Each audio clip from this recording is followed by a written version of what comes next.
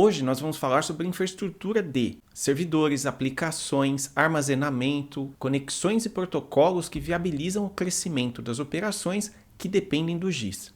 Sistemas de informação geográfica são muito importantes para a economia, principalmente setores que têm esses ativos físicos que ficam espalhados, como é o caso das empresas de base florestal. Do planejamento de uma criação de uma fábrica ou expansão até o transporte da madeira, todos esses processos fazem uso intenso de informações espaciais. Embora o uso do GIS seja ótimo para as nossas operações, para otimizar, para conseguir mais resultado, por outro lado, quanto mais a gente usa soluções GIS, a gente precisa de uma arquitetura, de uma infraestrutura mais sofisticada para suportar esse monte de operação que acontece. Dentre alguns fatores que aumentam a nossa demanda por sistemas GIS estão o aumento da área de plantio, o aumento de número de processos que se beneficia do GIS, o aumento do número de pessoas que trabalham com isso, a utilização de um número cada vez maior de dados detalhados nas nossas decisões geográficas, ferramentas que levam em consideração muitas variáveis diferentes para ajudar na tomada de decisão, o reforço nos requisitos de segurança, a ampliação do uso de tecnologias em campo, o atendimento a novas regulamentações governamentais, processos de quantificação do impacto ambiental e por aí vai.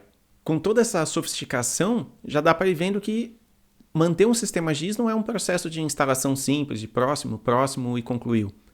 Vai precisar de muito mais do que isso. E o conhecimento de diversas áreas, como tecnologia da informação, geografia, o conhecimento das operações de campo, eles têm que estar unidos, alinhados, para que nós possamos desenhar esses ambientes computacionais e escolher os melhores sistemas possíveis para suportar todas essas operações e o crescimento delas.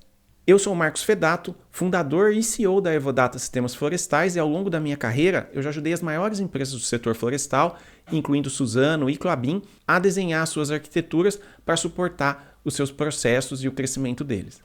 Os sistemas que a gente usa hoje para essa parte espacial, eles são resultado de uma evolução de anos, décadas de sistemas que foram aos poucos sendo incrementados com novas funcionalidades. Então o que eu separei para a gente aqui é que eu vou mostrar um pouquinho desse histórico, porque ele vai contando passo a passo, sem precisar tentar entender tudo de uma vez.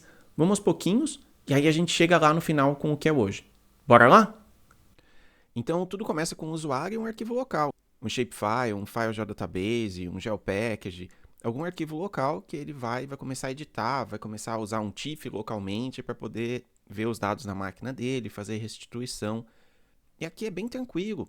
A pessoa está ali sozinha, trabalhando no arquivo local, ele não tem latência de rede, vai que vai. E tudo funciona muito bem aqui. Até que a gente precisa de mais de uma pessoa editando o mesmo dado. E aí você pode usar uma pasta na rede, então eu tenho um // servidor, ou na máquina de uma das pessoas, compartilha uma pasta da máquina, os outros acessam, ou está num servidor, só que aí você começa a ter problemas de lock. Então uma pessoa vai acessar um arquivo que outra pessoa também está acessando, a segunda pessoa não consegue acessar, ou não consegue editar, porque a primeira está editando, a gente começa a ter duplicações desses arquivos, porque então fulano tem uma versão dele da base de estradas e ciclano tem uma versão dele da base de estradas, porque fulano arrumou a região A, ciclano arrumou a região B, e aí começa a ter problema, porque como que você vai conciliar, como que você vai juntar esses dados todos de novo, vira uma confusão só. Mas aí tem uma tecnologia que veio para ajudar a gente, que é o banco de dados. O banco de dados, ele faz esse gerenciamento de várias pessoas acessando o mesmo dado ao mesmo tempo, ele faz controle de transação, então isso aqui já melhora bastante, essa arquitetura vai ser algo muito estável, vai ser algo que a gente vai ver durante muito tempo nessa crescente de como o GIS funciona. Essa arquitetura ainda é limitada a usuários que entendem muito, que têm aplicações desktop instaladas no seu computador. Outras pessoas querem se beneficiar e começar a ver esse dado que está sendo criado por uma equipe de profissionais competentes e está sendo salvo num banco. Então a gente evolui para uma aplicação onde a gente vai ter múltiplos usuários, mas a gente vai ter um servidor de mapa e uma aplicação que vai conseguir permitir com que as pessoas visualizem dados na internet. Isso já foi um grande passo. Então surge o servidor de mapas, que pode ser o GeoServer, o ArcGIS Server, algo do gênero, que vai fazer esse papel de ler os dados no banco de dados, esses dados que são mantidos por essa equipe, e vai transformar isso em imagens JPG, PNG, que vão ser servidos, e aí alguém que está visualizando a partir de uma aplicação web vai conseguir enxergar aquilo que está no banco de dados. Então o Geo já começa a sair de ser uma ferramenta só de especialistas que trabalham e de repente imprimem um mapa e mandam para alguém, e começa as pessoas conseguirem acessar esses dados que são gerados por esse especialista. Mas tem uma coisa que eu aprendi com um chefe meu, Richard Dalacqua, lá na Suzano, que ele falou uma coisa muito legal que sempre anda comigo, que é que todas as pessoas que estão no campo, elas são sensores ambulantes, elas estão lá, elas estão vendo o que está acontecendo em volta, elas têm nariz, então elas vão sentir o cheiro do que está acontecendo, elas têm ouvido, elas estão escutando, então é um sensor super sofisticado. E se essas pessoas que estão lá no dia a dia não conseguirem levar essa informação de volta, a gente está perdendo muita informação. Então a gente começa a sofisticar essa arquitetura e transformar aquela aplicaçãozinha que a gente tinha aqui, que simplesmente servia mapas, a gente vai trocar essa aplicaçãozinha por um gerenciador de conteúdo, que é uma plataforma que vai permitir que esses usuários também contribuam, que eles levem de volta as informações que eles criaram no campo para dentro dos sistemas, seja em dados apartados ou para o banco de dados principal da empresa. E aí, com isso, a gente vai conseguir aproveitar muito melhor essas outras pessoas. E elas vão conseguir aproveitar melhor o sistema. Porque elas vão conseguir também apontar erros que, de repente, o pessoal do escritório não viu. Vão conseguir apontar melhorias, ajustes.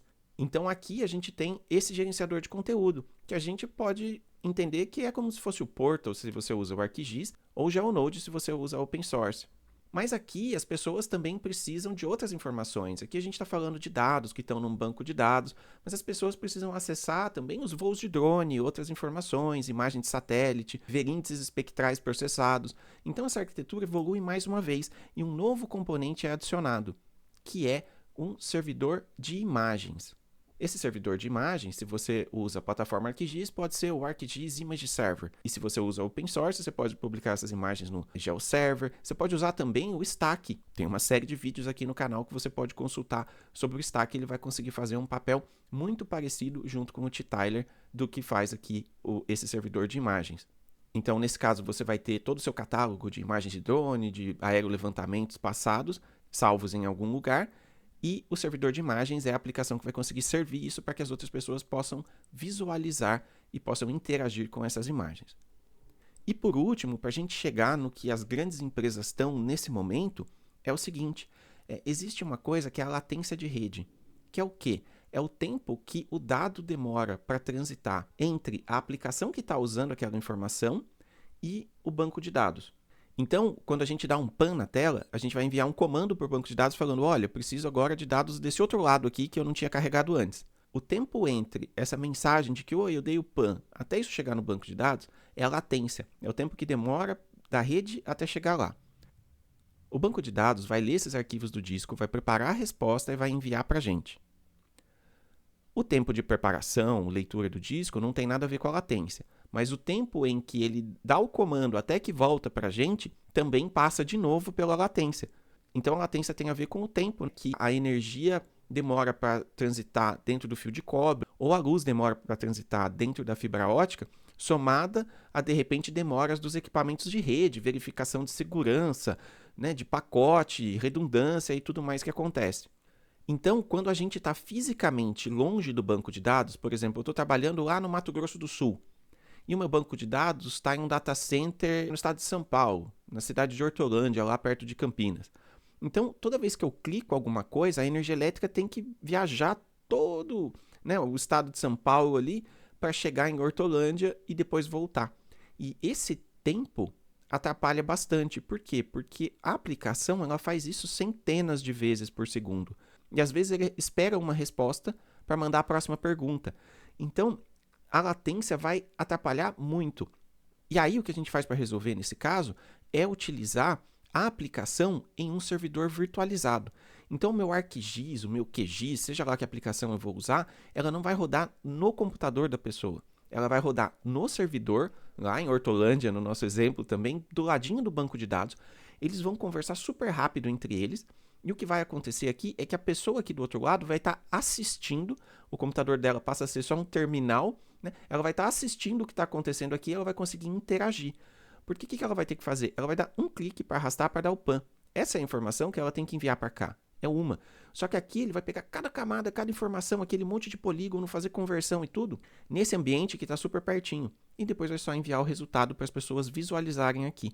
Então isso ajuda muito na performance das aplicações e no tempo de resposta para os usuários quando a gente tem o banco de dados distante das pessoas. E aí entra a solução como o VMware Horizon, entra a solução como o Citrix para poder fazer as pessoas conseguirem acessar remotamente esse servidor que está próximo do banco de dados. Quando a gente explora essas ferramentas espaciais, a gente vê que elas não são um produto pronto, elas são algo em constante evolução, que está sempre melhorando para atender às necessidades dos processos dos setores que dependem muito dela, como é o caso da indústria florestal. Então, no momento quando a gente desenha um ambiente, pensa na arquitetura, em quais sistemas vai colocar, como eles vão se comunicar, é importante ter essa visão integrada de vários pontos de vista diferentes entre diversos setores da empresa, como TI, GEL e a operação, para conseguir fazer decisões que consigam resolver o problema hoje e também deixar as portinhas abertas para os problemas que vão vir no futuro, para a gente conseguir ter uma estrutura que seja rápida de adaptar, que seja ágil. Os sistemas GIS são muito importantes para manter tudo que a gente tem hoje, de automações, de mapas, de integração com o campo, mas eles também são muito importantes para aquilo que ainda está por vir, para o crescimento futuro das nossas operações. Este vídeo foi só uma introdução ao tema de arquitetura. A gente ainda vai poder falar muito dele porque esse assunto é bem complexo e com certeza uma pessoa só não sabe de tudo, incluindo eu. Outros temas interessantes para a gente estudar relacionados a isso e que vão em algum momento ser alvo de um vídeo aqui são segurança, alta disponibilidade, alto desempenho, monitoramento constante do ambiente, ambientes de desenvolvimento e de testes, usar o GIS numa infraestrutura hospedada na nuvem, integração de dados em tempo real, visualização de dados, machine learning e análise preditiva, interoperabilidade de dados e sistemas e governança de dados. São muitos temas ainda para abordar e todos esses são importantes para a gente desenhar uma boa arquitetura. Eu espero que você tenha gostado desse vídeo, ele foi feito com muito carinho e eu espero que ele tenha te entregue algo de novo e útil. Se você aprendeu algo com esse vídeo, clique no botão gostei. Você também pode se inscrever e marcar as notificações aqui do canal para ser alertado dos próximos vídeos. E se você conhece alguém que é dessa área, gosta de GEO e de TI, encaminhe esse vídeo para ele também. Até a próxima!